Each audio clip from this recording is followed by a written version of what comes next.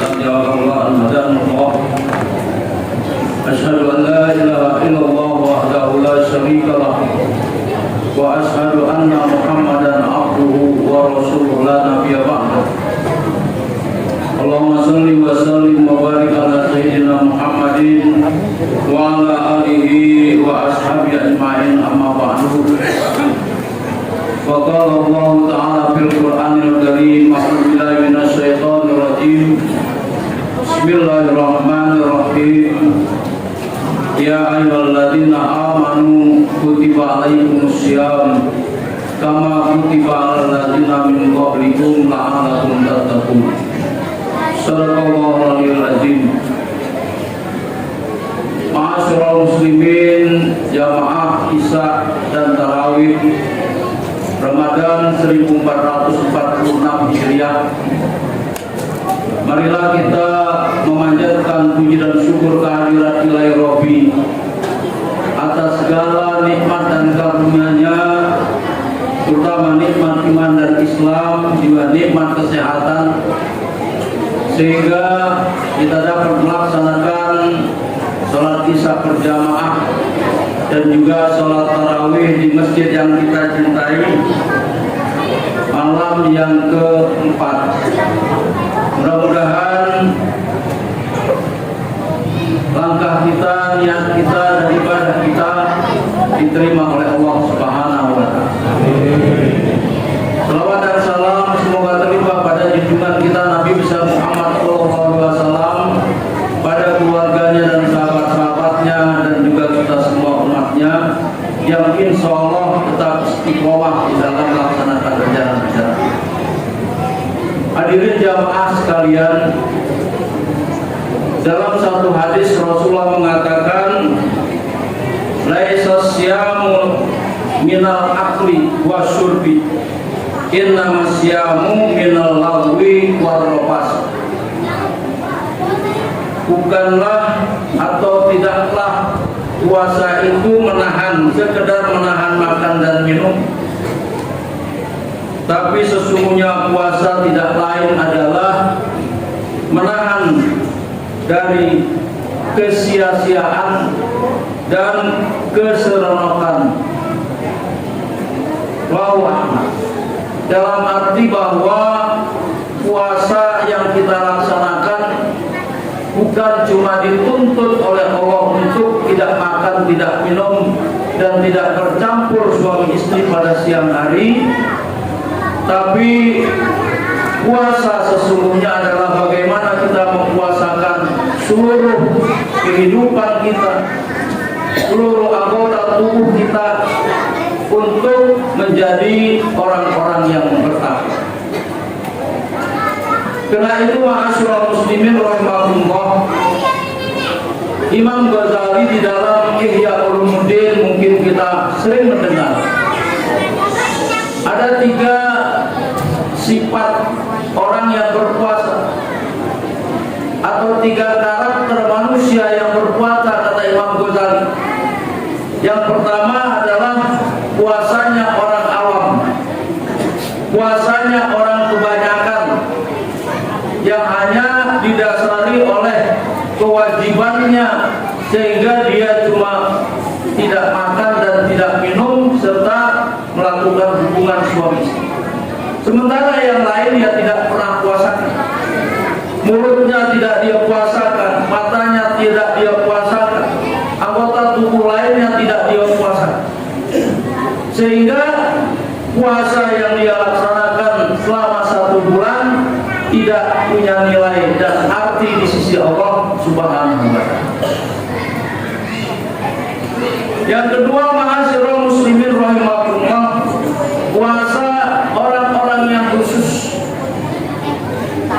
Bukan saja dia tidak makan, tidak minum, tidak melakukan hubungan suami istri, juga dia memelihara seluruh anggota tubuhnya untuk berpuasa.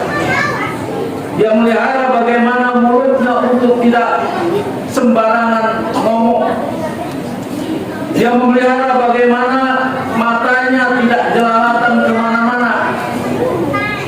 Dia pelihara bagaimana langkah tangannya dan lain sebagainya. sehingga nilai puasanya demikian tinggi. Yang ketiga adalah puasanya khusus bil khusus, di atas yang kedua. Yang ini agak sulit rasanya untuk kita ikuti. Kenapa? Karena puasa yang ketiga biasanya dilakukan oleh para wali, para nabi-nabi dan wali.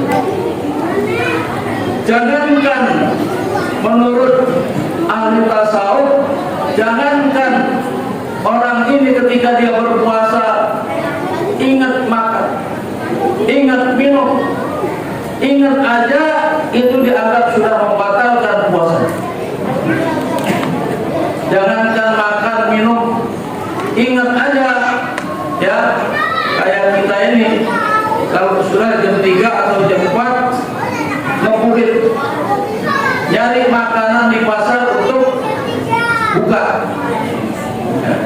Nah, orang-orang yang khusus bil khusus, kalau sudah demikian itu katanya itu sudah membatalkan puasa. Jadi karena itu ma'asyiral muslimin, marilah kita coba untuk apa? Melakukan langkah-langkah menuju kesempurnaan puasa. Inilah tema yang saya.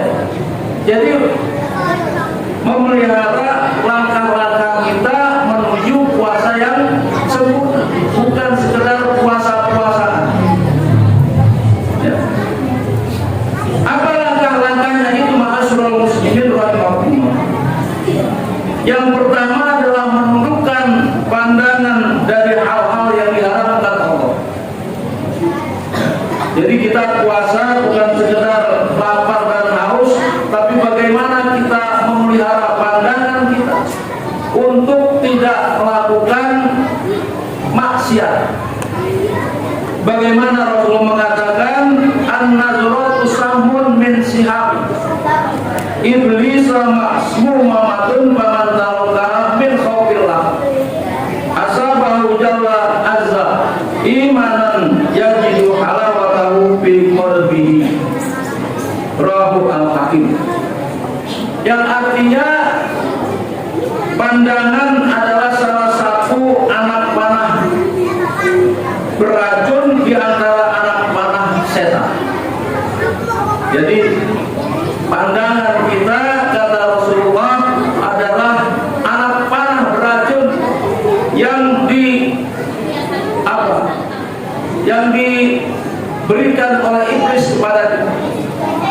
Dengan pandangan-pandangan inilah yang akhirnya merusak kehidupan puasa.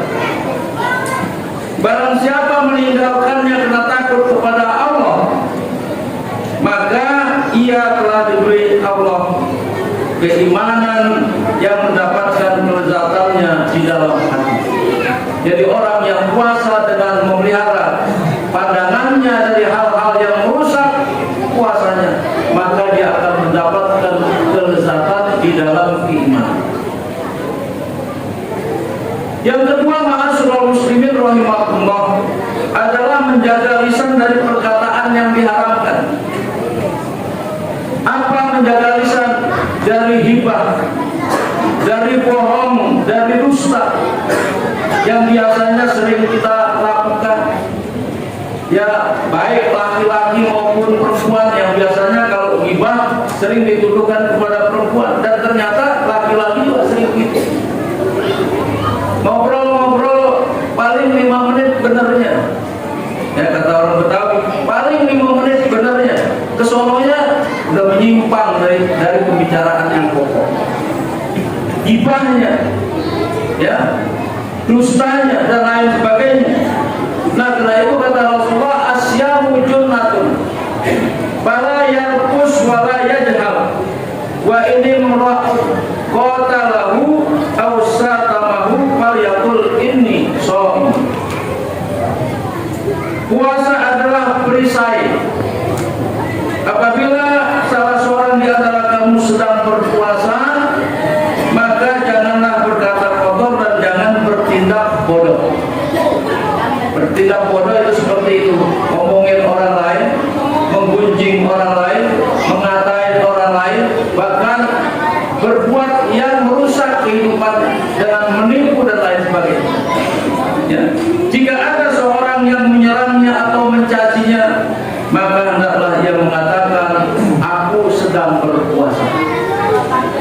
Jadi untuk menghindari perdebatan yang tidak perlu risau kita, maka kita tinggalkan obrolan-obrolan yang tidak baik yang akhirnya membatalkan nilai puasa.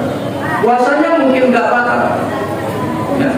Puasanya nggak batal, tapi nilai puasanya nggak ada. Yang ketiga, ma'asyiral muslimin rahimakumullah, menahan pendengaran dari hal-hal yang diharamkan. Ya.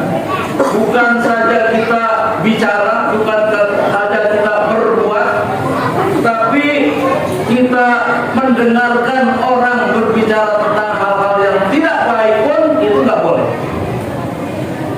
Sama halnya orang yang mendengarkan dengan yang berbicara. Di dalam surat Al-Maidah ayat 42 Allah mengatakan, a'udzubillahi minasyaitonir rajim, sama'una lil kadhibi akaluna lisuh. Mereka itu adalah orang-orang yang suka mendengar berita-berita bohong dan banyak memakan yang haram. Ya, jadi kita menggunjing saudara kita, menggunjing kerabat kita, tetangga kita, sama dengan kita memakan apa? Daging busuk, daging saudara. Jadi karena itu dianggap haram. Nah, yang terakhir, ma'asyiral muslimin rahimakumullah, adalah menahan anggota badan dari berbagai dosa.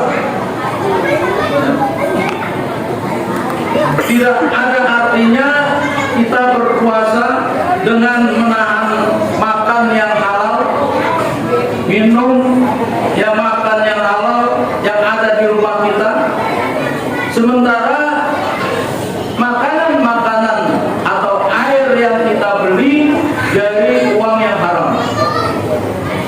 Ya, jadi kita makan yang halal, barang yang halal, tapi kita dapatkannya dari uang yang haram. Jadi kalau yang haram bukan saja jenis makanannya, katakanlah babi dan anjing, tapi juga pisang goreng bisa menjadi haram, kerupuk bisa menjadi haram, ya, rujak bisa menjadi haram. Kenapa? Ketika kita membelinya dengan uang yang haram. Kita puasa, tapi kita memakan barang-barang yang dari yang kita dapatkan haram. Nah, yang terakhir, ma'asyiral muslimin rahimakumullah, adalah tidak memperbanyak makanan pada saat kita berbuka. Ini yang sering kita lupa. Jadi kita berbuka puasanya puasa apa? Balas dendam. Padahal kata Rasulullah, sumu tasihu, puasalah kamu, niscaya kamu sehat. Puasa yang bagaimana yang bisa mensehatkan diri kita? Puasa yang punya etika, puasa yang punya tata cara. Misalnya nyahurnya juga sekedarnya untuk menahan, ya, bukan balas dendam.